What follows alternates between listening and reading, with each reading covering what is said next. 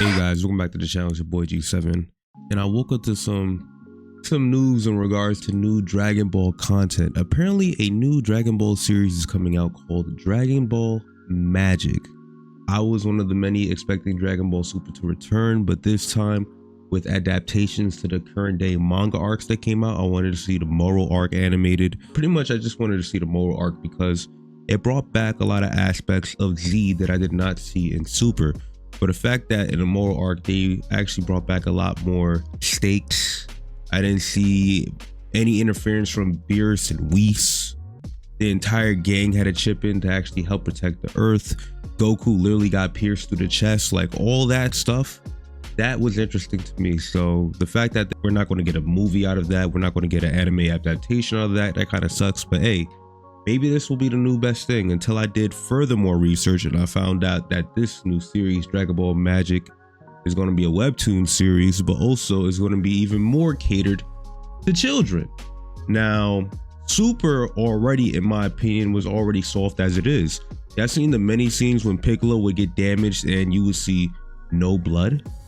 Little to no blood at all. You would see his arms get ripped off and it would look like celery stalks. Like Vegeta would get stabbed, you'll be seeing no blood, no nothing.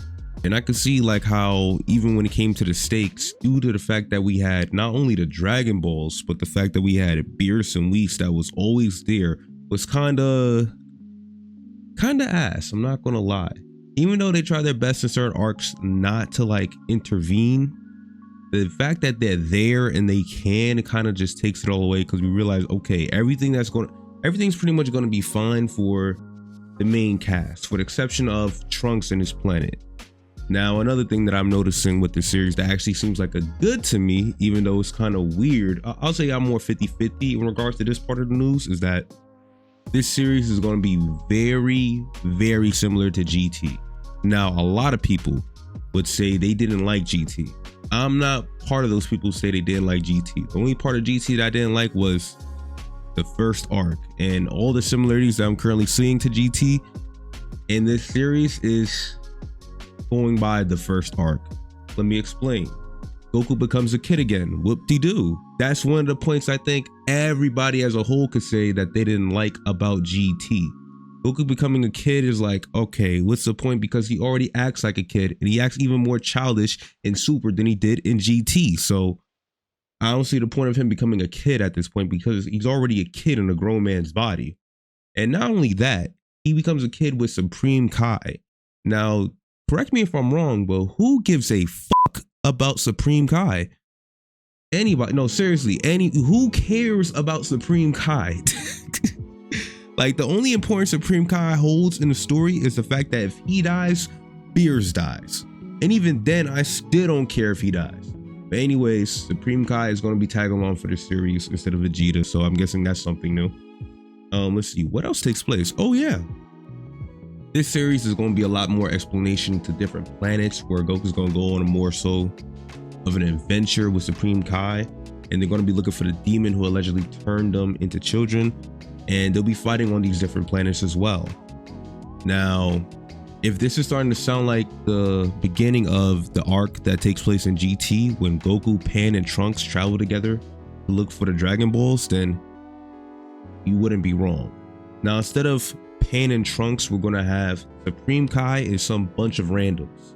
Some dude some girl who's going to carry a sword, some dude who's going to be using a gun. Hopefully, I'm not gonna lie, I don't have any issues with introducing new characters to the story. I just hope that these new characters are somewhat entertaining, to watch on the screen. Because there's a lot of characters I believe that they could develop on that they're kind of choosing to not really use at the moment. Like, for instance, I know they recently had an arc in the manga for Dragon Ball Super between Trunks and Goten, but even then, like, they established that they barely train. Even though we had that arc with them, I really feel as though they're still not getting that much light. Like, we just seen Gohan get an entirely new transformation. Am I asking for Goten and Trunks to get a transformation? No, but I at least like to see them train to the point where they can at least do fusion again.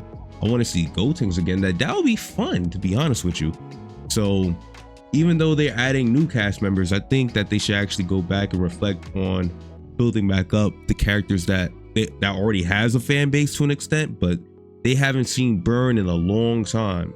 Good thing that they did that in Superhero with, you know, Piccolo and everything, but Trunks and Goten, they are starving out here. Also, another similarity that they're bringing over to this series, they're bringing back the designer of Super Saiyan 4 for the series. Now, I don't know what that means. Maybe you may know what that means. There could be a possible return of Super Saiyan 4. Who knows? If that's the case, then that'll definitely catch a lot of eyes, and it'll definitely catch my attention. That's one thing I'm really looking forward to, because in my honest opinion, Super Saiyan 4 is the greatest transformation, or at least design wise, in Dragon Ball history. Like, in all honesty, it's the cleanest transformation. Super Saiyan 1, of course, is the most iconic, but it's just Goku's hair being spiked up and turning yellow and his eyes turning blue. And all the other transformations afterwards become even more and more simplistic afterwards, especially with Super, with the changing of hair colors. Super Saiyan 4 was, I would say that is peak. Now, me personally, I am going to be watching the series. I'm going to be seeing if it's going to be anything like the original Dragon Ball. And also, I want to see if this will outdo GT. Now, a lot of people who are going to be hating, well, who were hating on GT, you're going to get GT 2.0.